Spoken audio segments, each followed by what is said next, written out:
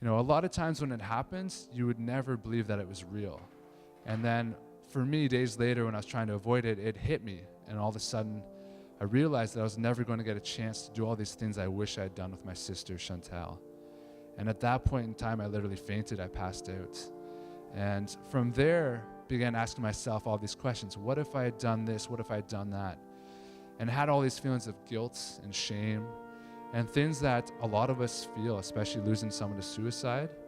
And sometimes we never overcome those feelings. Sometimes it's a really hard thing to overcome. And for me, I realized that if Chantal was able to talk with me to this day, that she would want me to continue to live on and really live my life to the fullest. So it not only encouraged me to take control of my life and begin moving it in a better direction, but it also allowed me to realize that if there's a positive side to Chantal's loss, it would be to share her story and help others. The one commonality I realize is that, like Chantal and so many others that have died by suicide, is that they simply lost track of who they are as people and the greatness they bring to this world. I wish I would have told somebody. She would have told her parents about everything, and they would have went and got her help because they loved her.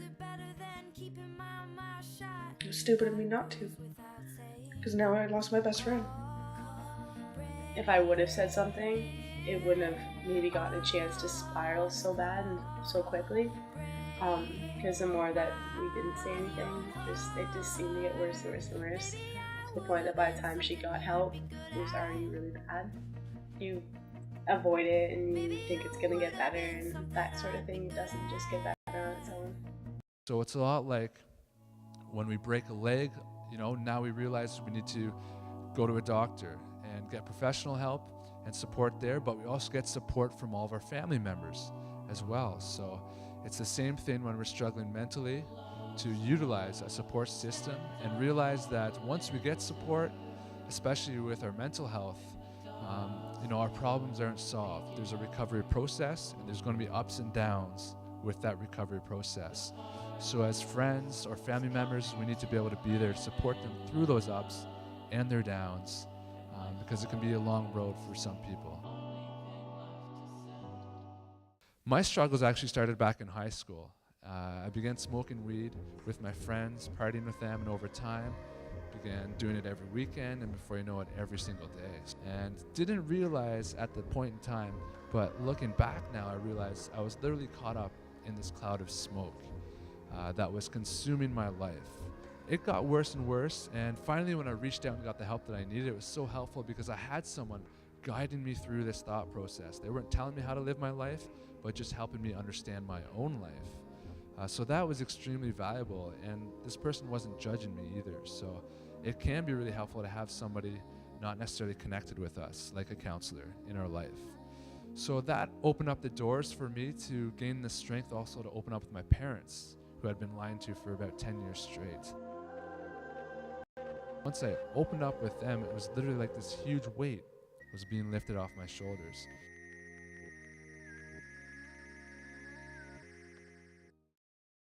So once I did that, I began feeling these emotions for the very first time. But I also recognized that I was struggling in two different areas. So one thing I was struggling with was that I was having a lot of anxiety problems and also had ups and downs of bipolar.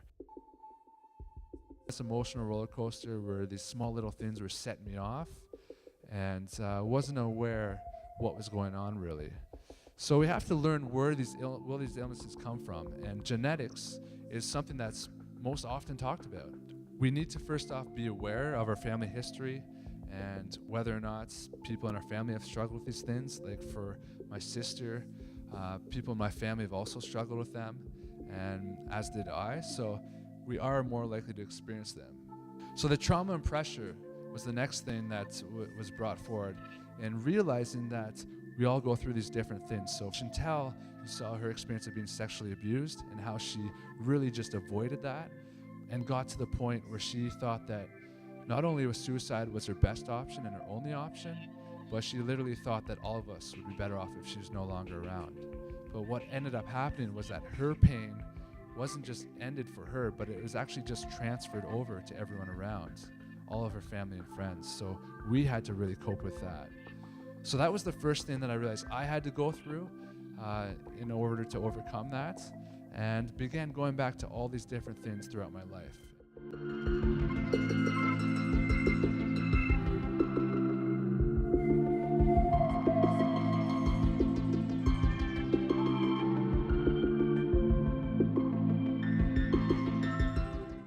Like nature, there's darkness and light to every day, and there's value to both of them. So if we are struggling, it's important to realize that the sun will shine again, but we have to be willing to take the steps towards it. And tonight we heard some great examples of people willing to finally talk about their struggles, and that's why it's so valuable to be able to be open and connect with each other, because we learn about new perspectives, new ways to cope, and that is truly what life is about, connecting with one another and learning from each other.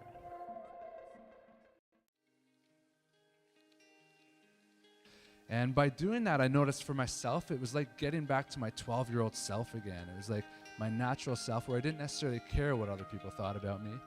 And it felt so great to be back at that point again, where I was truly enjoying the life that I was living. And by we ourselves being open with our own struggles, others are going to be able to do the same too. So we can lead by example in that area.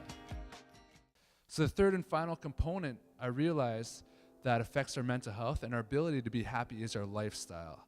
And it seems pretty straightforward, but growing up, and especially as a teenager and beyond, I realized that I was doing every single thing that was working against me rather than helping me. So getting a good night's sleep was the first thing that was helpful. It relieved my anxiety quite a bit and allowed me to really be happy and appreciate life to another level. The next thing, I began eating healthier foods, began drinking fruit smoothies, eating fresh fruits and vegetables, and just by doing that, I had more energy as well. So I began paying attention to my energy levels in these things that I was doing. So those are two simple changes that I think all of us can make in our life if we want to be, enjoying it more, if we want to have more energy to enjoy it too. So the other thing I began paying attention to was my thinking patterns. I realized that we can either see the glass half full or half empty. In this case, we could be enjoying the free fall or dropping turds in our trousers because we're flying to the sky. So, in every instance, we can literally change that. So for me, I also began countering my negative thoughts. My low self-esteem, I began telling myself that I am the greatest, something Muhammad Ali used to say.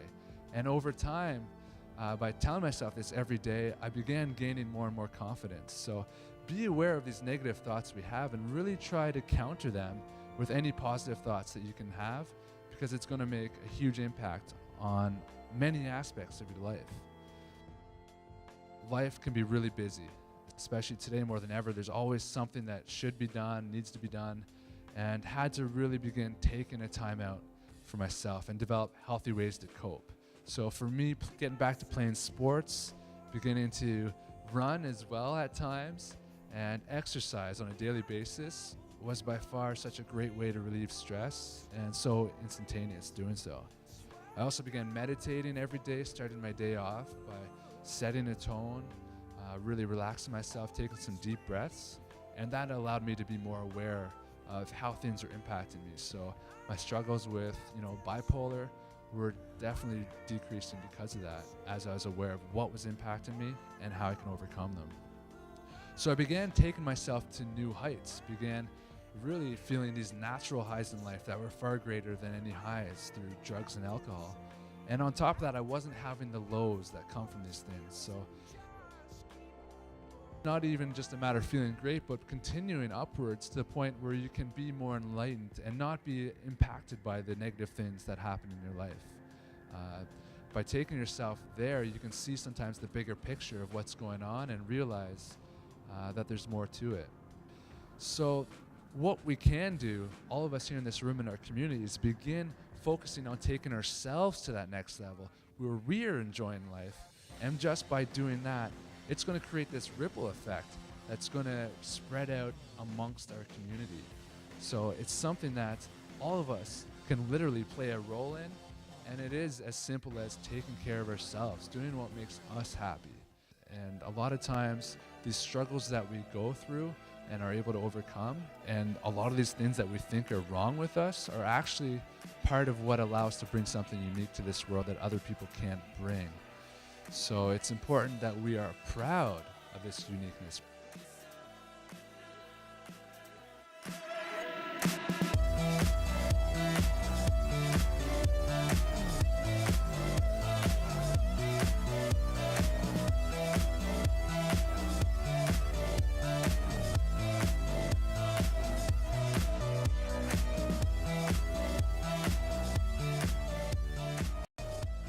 Huge impacts, even just with the group of us here to this day, just by really, truly living our life to the fullest and supporting each other.